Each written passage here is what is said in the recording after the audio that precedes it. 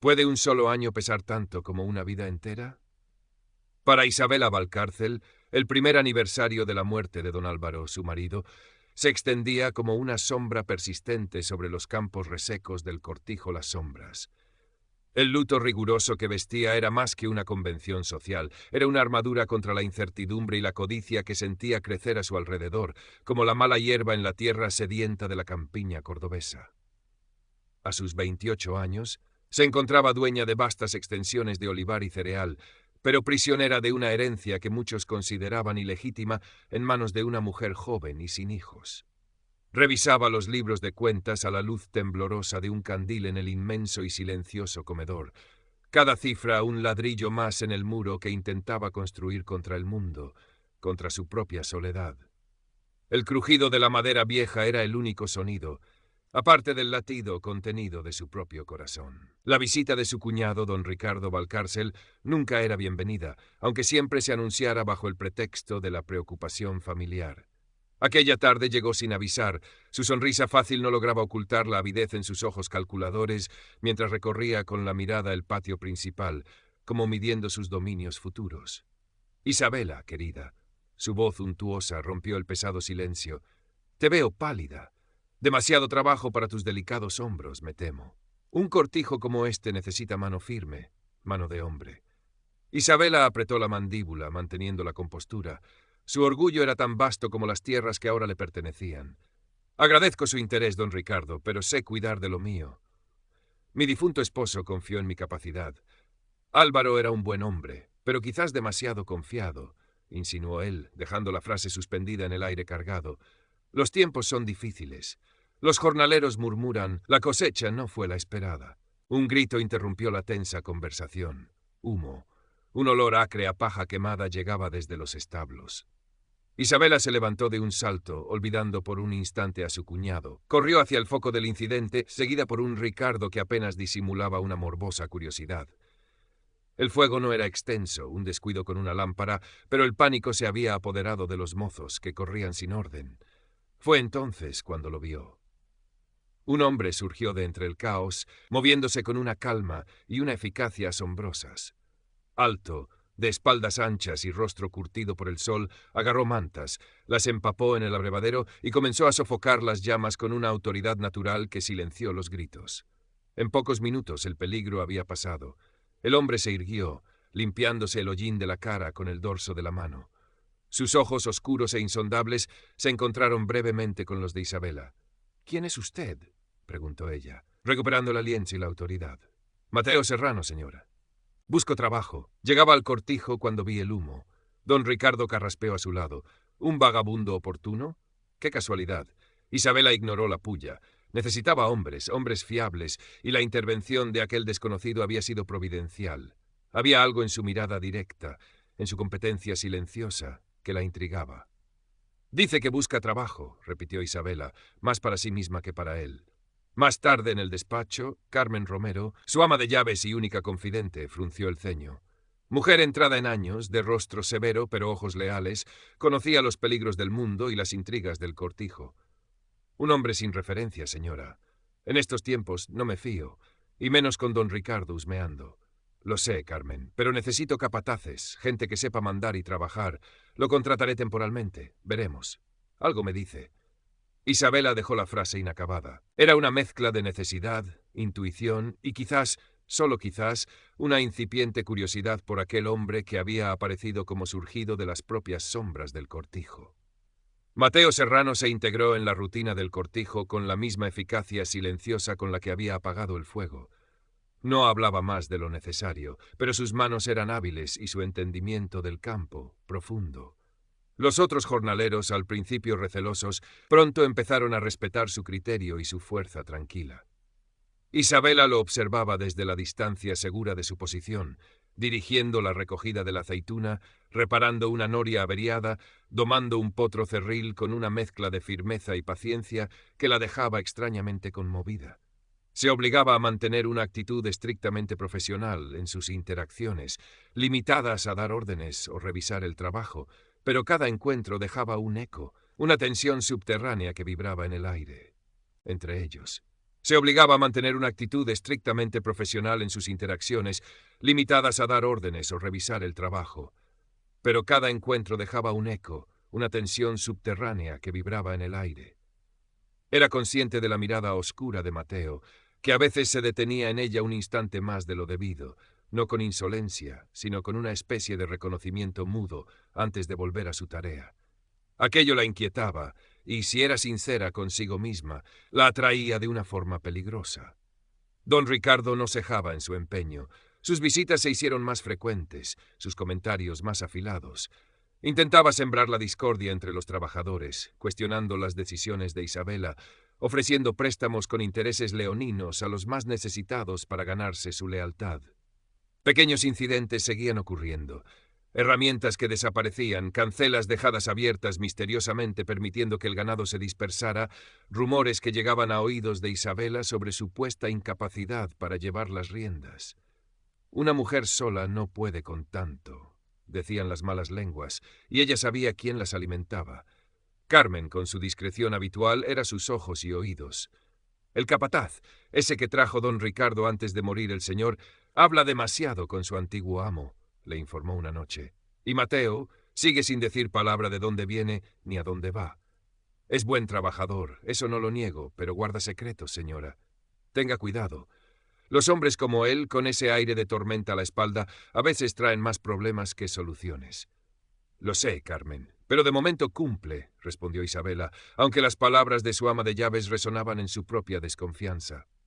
La tensión acumulada necesitaba una válvula de escape, y llegó bajo la forma de una violenta tormenta de finales de verano. Isabela había cabalgado hasta los límites de la finca, cerca de las estribaciones de la sierra, para comprobar el estado de unas cercas dañadas por una reciente riada. Mateo la había acompañado, por orden suya, para evaluar la reparación. El cielo, que había amanecido plomizo, se desgarró de repente con una furia inesperada. Relámpagos cegadores iluminaban un paisaje que se oscurecía por momentos, y el trueno retumbaba como artillería pesada. La lluvia cayó a plomo, convirtiendo los caminos en barrizales impracticables en cuestión de minutos. «Hay una vieja cabaña de pastores cerca. Por aquí», gritó Mateo por encima del fragor de la tormenta, agarrando las riendas del caballo de Isabela, que empezaba a encabritarse. Se refugiaron en la humilde construcción de piedra, apenas un refugio contra el viento y el agua que se filtraba por el techo maltrecho. Estaban empapados, tiritando, atrapados en un espacio minúsculo. Afuera el mundo parecía deshacerse en agua y viento. Dentro el silencio era casi tan ensordecedor como la tormenta, roto solo por el sonido de sus respiraciones y el repiqueteo incesante de la lluvia sobre las tejas rotas. Isabela se abrazó a sí misma, consciente de la cercanía del hombre, del olor a tierra mojada y a sudor que emanaba de él. Mateo se mantenía apartado, mirando hacia la puerta destartalada, como si buscara una huida imposible. La noche avanzó lentamente. No hubo grandes confesiones, solo frases sueltas, funcionales. Isabela preguntó por su experiencia con el ganado. Mateo respondió con monosílabos, pero en un momento su mirada se perdió en la oscuridad y murmuró algo sobre errores pasados y buscar un lugar donde empezar de nuevo.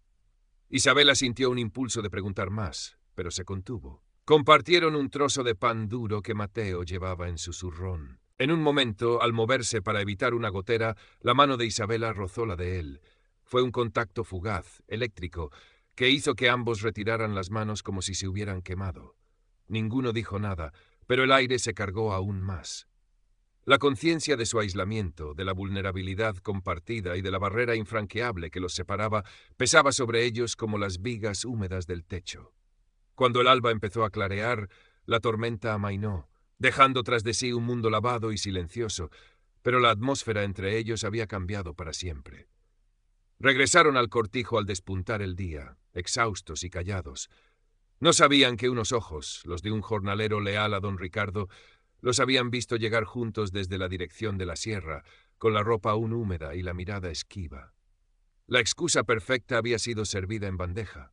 Isabela intentaba mantener la normalidad, sumergiéndose en el trabajo, dando órdenes con una voz que se esforzaba por sonar firme, pero era dolorosamente consciente de la presencia de Mateo. Él, por su parte, parecía haberse replegado aún más en su mutismo, trabajando con una intensidad febril, como si quisiera expiar una culpa invisible. Evitaban quedarse a solas, pero incluso los encuentros fortuitos en el patio o las miradas cruzadas durante la comida comunal de los jornaleros estaban cargadas de un significado tácito que ambos rehuían. Don Ricardo no tardó en actuar. Llegó al cortijo una mañana soleada, pero su semblante era sombrío, casi teatral. No venía solo. Le acompañaban su capataz de confianza, un hombre de mirada torva llamado Lorenzo, y dos hombres más, desconocidos en la finca, de aspecto rudo. Para sorpresa y alarma de Isabela, también había alertado al puesto local de la Guardia Civil. Dos números del cuerpo, con sus uniformes verde oliva y sus tricornios, esperaban con aire impasible junto a la entrada principal. La noticia corrió como la pólvora, y pronto Carmen, algunos sirvientes y un grupo de jornaleros curiosos se congregaron en el gran patio empedrado, creando un semicírculo tenso alrededor de Isabela y su cuñado. ¡Isabela! La voz de Ricardo resonó con una falsa indignación. He venido a poner fin a esta deshonra. No puedo permitir que el buen nombre de mi hermano y de esta casa sea arrastrado por el fango. Isabela sintió un escalofrío, pero se mantuvo erguida. ¿De qué habla Ricardo? ¿A qué viene este espectáculo? Hablo de esto. Señaló a Mateo, que había sido llamado del campo y ahora se encontraba en medio del patio, observando la escena con una calma tensa que Isabela no sabía si era valor o resignación. Este hombre, este Mateo Serrano, no es quien dice ser. Es un fugitivo, un hombre con un pasado oscuro que ha venido aquí a aprovecharse de tu ingenuidad, o de algo peor. Presentó unos papeles arrugados, supuestamente una orden de busca y captura de otra provincia por deserción o algún delito menor. Eran vagos, quizás falsificados, pero en ese momento parecían terriblemente reales. «¿Y tú, Isabela?», continuó volviéndose hacia ella, su voz cargada de veneno. «Lo has protegido. Has pasado una noche entera a solas con él en la sierra. Mis hombres os vieron regresar. ¿Qué ocurrió en esa cabaña, ¿Qué clase de comportamiento es ese para la viuda de Álvaro Valcárcel? Has puesto en peligro el honor de nuestra familia. Exijo que entregues a este delincuente a la Guardia Civil y que me cedas la administración de este cortijo antes de que lo lleves a la ruina total». El silencio que siguió fue absoluto. Todas las miradas estaban puestas en Isabela. Sintió el pánico atenazarla, la sangre huir de su rostro. Veía el triunfo en los ojos de Ricardo, la duda en los de los jornaleros, la impasibilidad profesional de los guardias civiles. Sabía que estaba en una encrucijada. Defender a Mateo significaba validar las sospechas de Ricardo, arriesgarse a un escándalo que la destruiría socialmente y probablemente le haría perder el control del cortijo. Sacrificarlo era la opción fácil, la que salvaría las apariencias, pero algo en su interior se rebelaba contra esa injusticia, contra la cobardía. Miró a Mateo. Él sostuvo su mirada sin pedir nada, pero en sus ojos vio una profundidad que iba más allá de cualquier acusación. Respiró hondo, reuniendo toda la fortaleza que poseía. Estaba a punto de hablar, de desafiar a Ricardo, cuando la voz firme de Carmen Romero cortó el aire. El ama de llaves dio un paso al frente, su rostro severo e impasible. «Miente usted, don Ricardo, como siempre». Todos se volvieron hacia ella, sorprendidos. Ricardo la miró con desdén. «¿Tú qué sabes, vieja entrometida? Vuelve a tu cocina». «Sé lo que vi», replicó Carmen, imperturbable. «Vi a su capataz, a Lorenzo, merodeando cerca del establo justo antes de que empezara el fuego que este hombre», señaló a Mateo, «ayudó a apagar. Y también sé», su voz bajó, volviéndose más incisiva, «que usted le escribió una carta a Lorenzo hace unas semanas, dándole instrucciones. Una carta que por un descuido de su lacayo llegó a mis manos». Carmen sacó un papel doblado de su bolsillo. El rostro de Ricardo palideció visiblemente. Lorenzo dio un paso atrás, nervioso. «En esta carta», continuó Carmen, dirigiéndose ahora a los guardias civiles con respeto, «don Ricardo le ordena a Lorenzo que cree problemas, que haga parecer incompetente a la señora, para poder él hacerse cargo de la finca. Habla de sabotajes, de rumores. Todo está aquí». El sargento de la Guardia Civil se acercó y tomó la carta. La leyó en silencio, su rostro endureciéndose. Miró a Ricardo, luego a Lorenzo. Los jornaleros empezaron a murmurar entre ellos, esta vez contra Ricardo. La situación había dado un vuelco completo. La atmósfera en el patio cambió radicalmente. La tensión se disipó, reemplazada por un murmullo de indignación y desprecio dirigido hacia don Ricardo. Lorenzo, el capataz, tartamudeaba excusas incoherentes, evitando la mirada del sargento.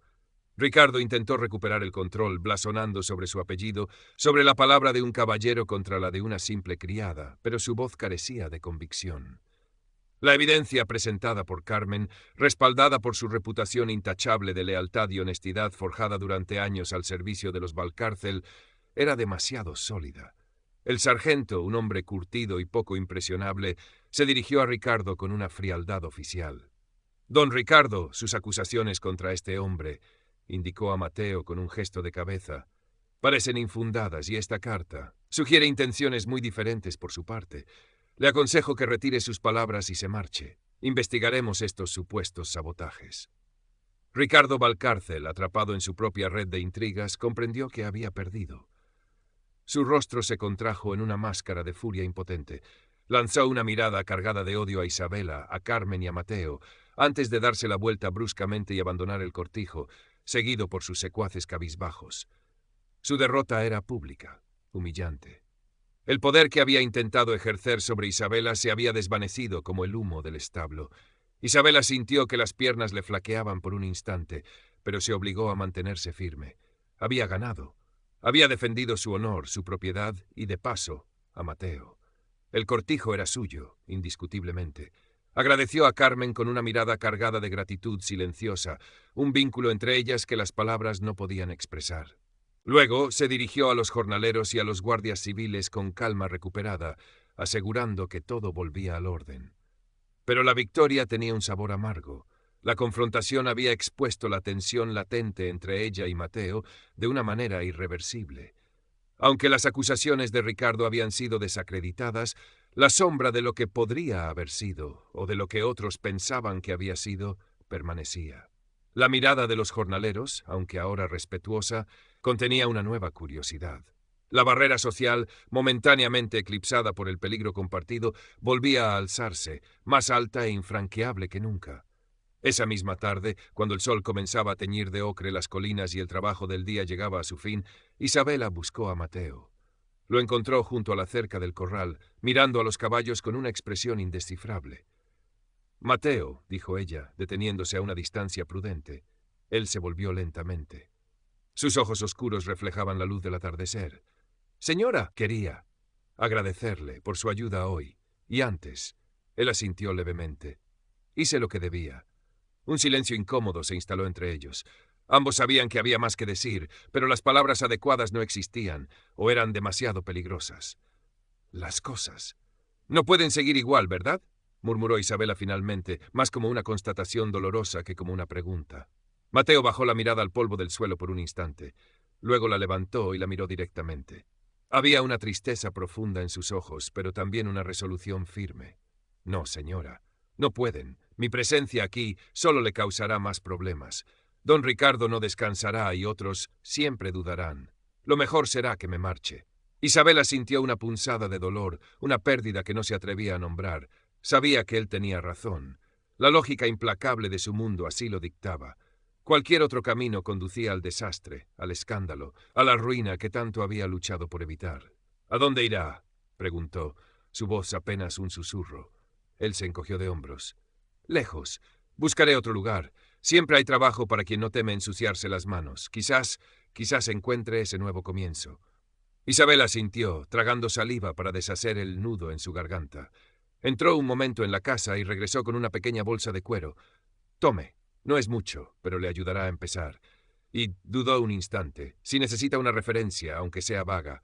Mateo tomó la bolsa, sus dedos rozando los de ella por última vez. Un escalofrío recorrió a Isabela. «Gracias, señora, por todo, por su confianza». No hubo más despedidas. A la mañana siguiente, antes del amanecer, Mateo Serrano ensilló su caballo, recogió sus escasas pertenencias y se alejó del cortijo las sombras sin mirar atrás. Isabela lo vio partir desde la ventana de su despacho. Observó la figura solitaria empequeñecerse en la inmensidad del paisaje andaluz, cabalgando hacia un horizonte incierto, hasta que no fue más que un punto borroso que el polvo del camino terminó por engullir. Se irguió, sintiendo el peso de la propiedad sobre sus hombros, la soledad de su posición. Era dueña de sí misma, de sus tierras, de su destino, pero el eco de un deseo imposible, de una conexión fugaz y prohibida, resonaba en el silencio de la casa grande. Carmen entró en el despacho sin hacer ruido y se detuvo a su lado, mirando también hacia la ventana vacía. No dijo nada, pero su presencia era un ancla, una promesa silenciosa de lealtad en el vasto y solitario dominio de las sombras. El futuro del cortijo estaba asegurado, sí, pero la pregunta sobre la felicidad personal de Isabela flotaba en el aire, sin respuesta, como el polvo levantado por el caballo que se alejaba. Current Part Characters 4000, Total Characters 1588. El tiempo en el campo andaluz tiene su propio ritmo, marcado por el sol, las estaciones y las cosechas. Tras la partida de Mateo y la humillación pública de don Ricardo, una calma tensa se instaló en el cortijo Las Sombras. Isabela se volcó en la gestión de la finca con una determinación redoblada, casi febril. Supervisaba cada detalle, desde la poda de los olivos hasta la contabilidad, ganándose poco a poco el respeto genuino, aunque a veces reticente, de los jornaleros y capataces. Su autoridad ya no era solo heredada, sino forjada en la adversidad. Don Ricardo se mantuvo a distancia, rumiando su rencor en su propia finca venida a menos, pero su amenaza, aunque latente, obligaba a Isabela a mantenerse siempre alerta. Carmen seguía siendo su sombra leal, la administradora eficiente y la confidente silenciosa. Hablaban de cuentas, de cosechas, del tiempo, pero rara vez mencionaban los sucesos que habían culminado en la partida de Mateo. Era un capítulo cerrado, una herida que ambas sabían que era mejor no tocar. Sin embargo, Isabela a menudo se encontraba perdida en sus pensamientos, su mirada vagando hacia el horizonte polvoriento, por donde Mateo había desaparecido. Se preguntaba dónde estaría, si habría encontrado ese nuevo comienzo que buscaba. La imagen de su rostro curtido, de sus manos fuertes y hábiles, de la calma tensa en sus ojos durante la tormenta, volvía a ella en momentos inesperados, acompañada de una melancolía que se esforzaba por disimular tras una fachada de control absoluto. La soledad seguía siendo su compañera más constante. Las noches en el gran caserío eran largas y silenciosas. A veces hojeaba los libros de la biblioteca de su difunto marido, buscando distracciones que rara vez encontraba.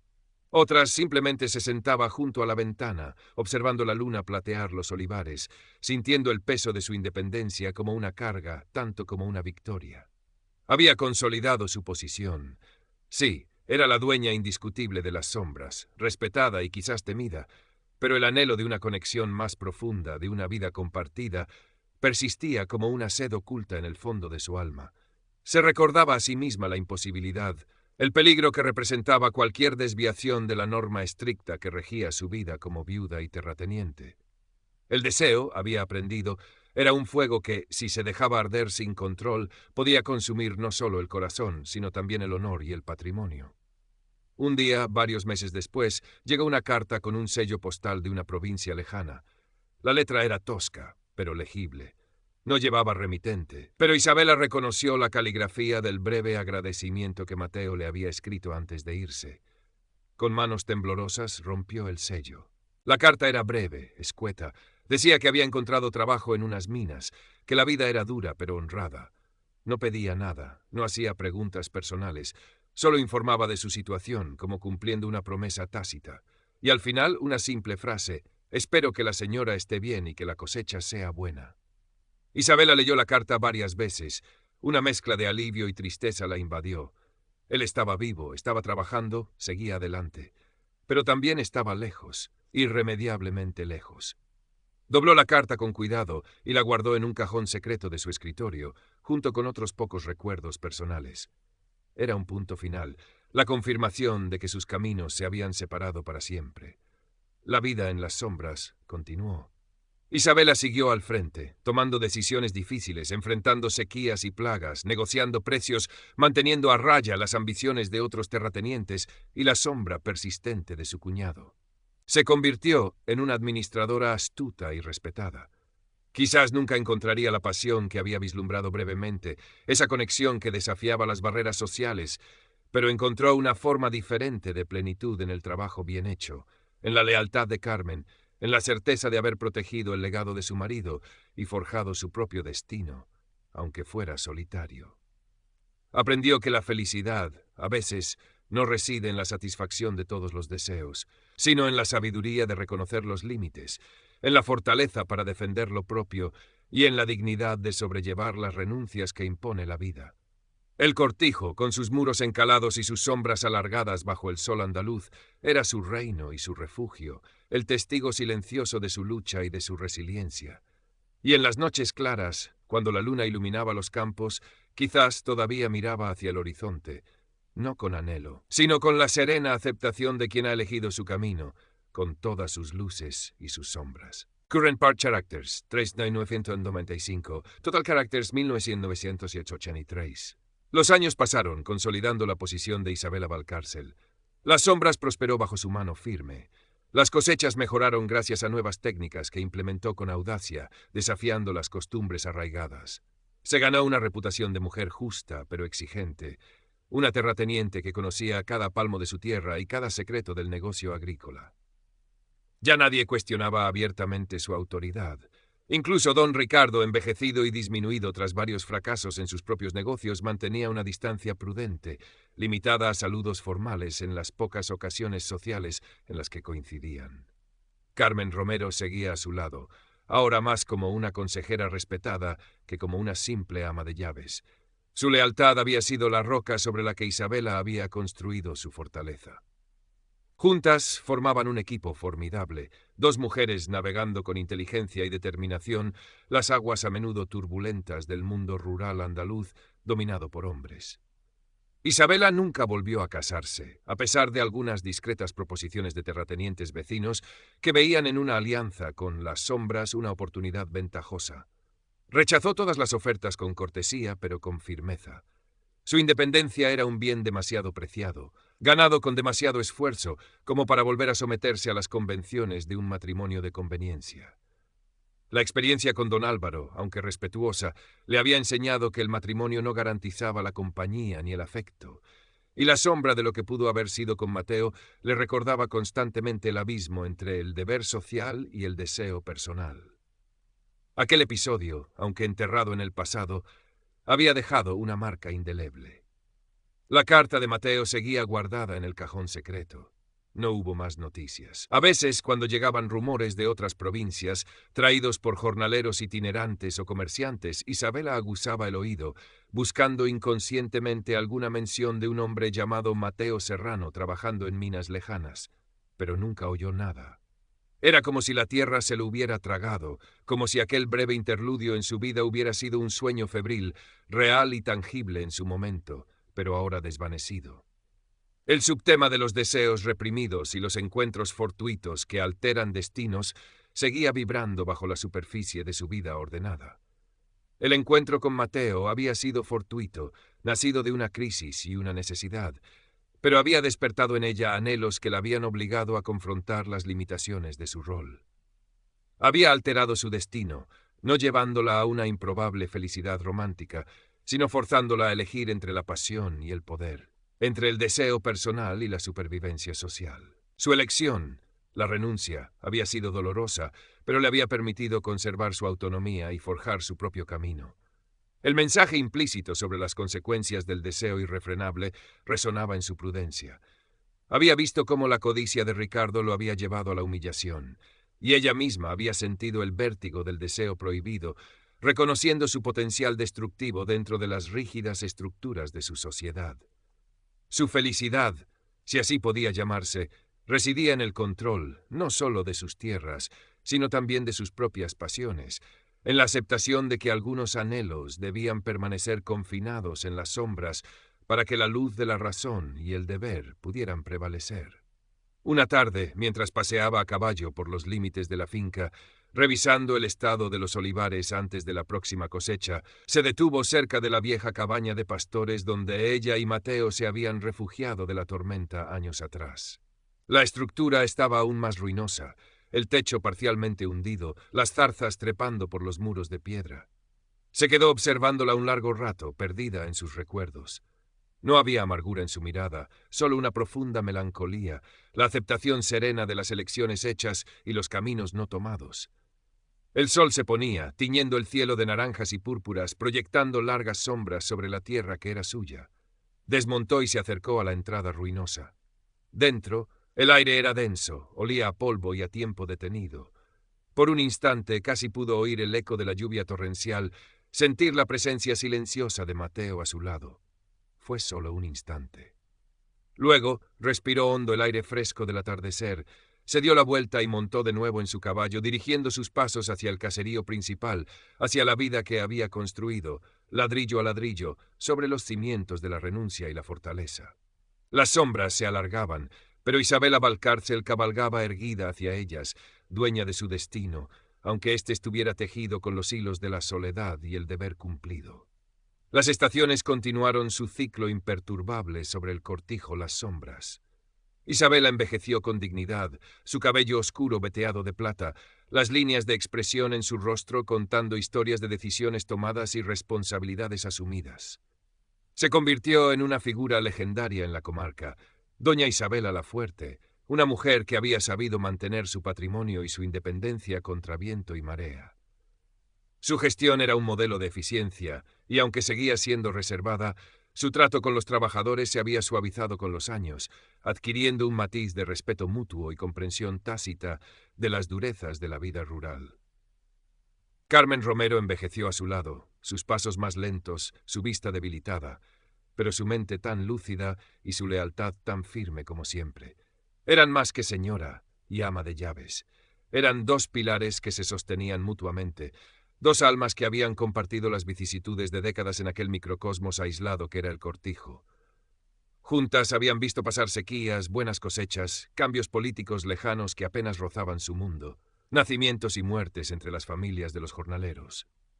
Un invierno particularmente crudo, Carmen cayó enferma. Una pulmonía que los remedios caseros y las visitas del médico del pueblo cercano no lograban doblegar. Isabela la cuidó personalmente, sentada junto a su lecho durante horas, administrándole medicinas, aplicándole paños fríos, escuchando sus desvaríos febriles. En uno de esos momentos de lucidez entrecortada, Carmen agarró la mano de Isabela con una fuerza inesperada. «Señora Mateo, ¿supo algo más?» Isabela apretó suavemente la mano arrugada de su fiel compañera. Hacía años que no pronunciaban ese nombre. Solo aquella carta, Carmen.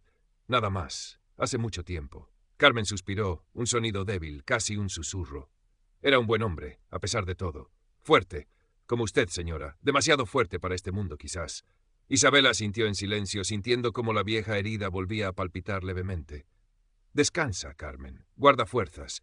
Pocos días después, Carmen Romero se apagó serenamente, dejando a Isabela con una sensación de vacío y soledad aún más profunda que la que había sentido tras la muerte de su marido. Había perdido a su ancla, a su confidente, a la testigo silenciosa de su vida. Tras la muerte de Carmen, Isabela se sintió aún más aislada, pero también extrañamente liberada.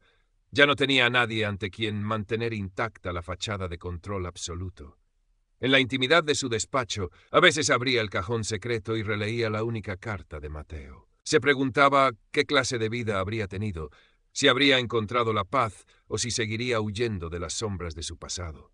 La figura de aquel hombre se había convertido en un símbolo, no tanto de un amor perdido, sino de una encrucijada vital, de la tensión eterna entre el deseo y la realidad, entre la libertad anhelada y las cadenas autoimpuestas del deber y la posición social.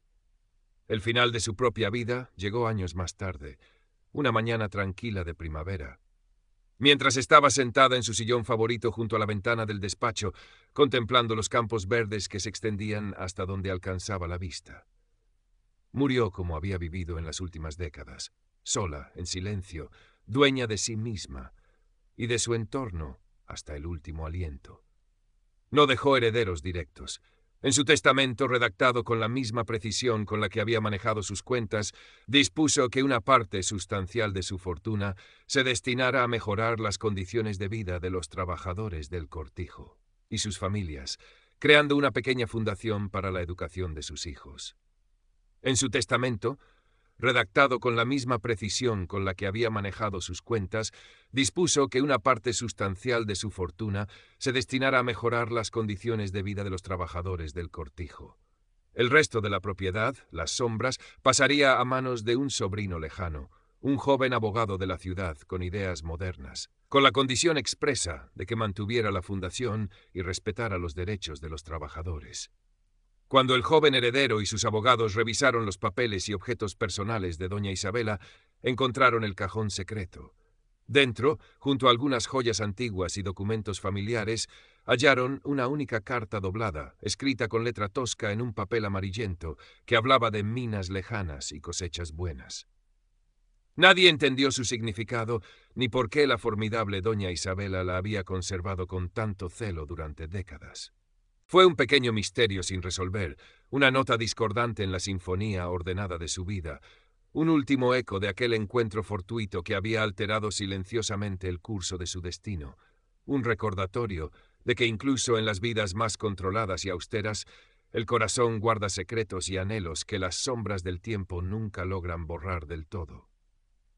El cortijo Las Sombras continuaría su existencia bajo nuevos dueños, pero la historia de Isabela Valcárcel, la mujer fuerte que eligió el deber sobre el deseo, perduraría en la memoria colectiva de la comarca, como una leyenda tejida con hilos de fortaleza, soledad y un secreto bien guardado.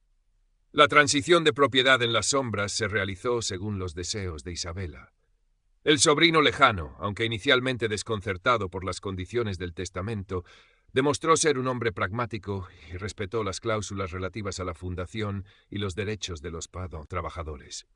El sobrino lejano, aunque inicialmente desconcertado por las condiciones del testamento, demostró ser un hombre pragmático y respetó las cláusulas relativas a la fundación y los derechos de los Scans. El cortijo entró en una nueva era, adaptándose lentamente a los cambios del siglo XX que empezaban a sentirse incluso en la aislada campiña andaluza. Pero la figura de doña Isabela perduró. Los viejos jornaleros contaban historias sobre ella a los más jóvenes. Su severidad inicial, su justicia posterior, su habilidad para manejar la finca mejor que cualquier hombre, su soledad imponente. Se convirtió en un ejemplo de fortaleza femenina en un mundo hostil, una leyenda local. Y como toda leyenda, empezó a adornarse con detalles imaginarios. Algunos decían que en las noches de tormenta se podía oír su llanto contenido en el caserío vacío. Otros que su espíritu vigilaba los campos, asegurando buenas cosechas. La pequeña fundación educativa que creó prosperó, permitiendo que varias generaciones de hijos de jornaleros tuvieran acceso a una educación que de otro modo les habría sido vedada. Fue quizás este su legado más tangible y perdurable, una forma de sembrar futuro en la tierra que tanto había amado y defendido.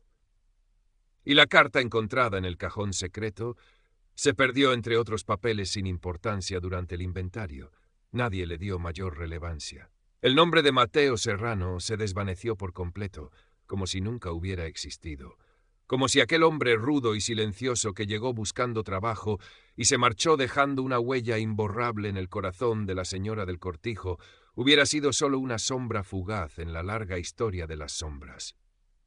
Así, la historia de Isabela Valcárcel se cerró, no con la fanfarria de un romance épico o una tragedia desgarradora, sino con la nota sostenida de una vida vivida bajo el signo de la responsabilidad y la renuncia consciente. Su destino, alterado por aquel encuentro fortuito con Mateo, no la llevó a la felicidad convencional, pero sí a una forma de realización personal forjada en la autonomía y el dominio de sí misma y de su entorno. El subtema de los deseos reprimidos encontró su resolución no en la satisfacción, sino en la contención y la canalización de esa energía hacia la construcción de un legado duradero.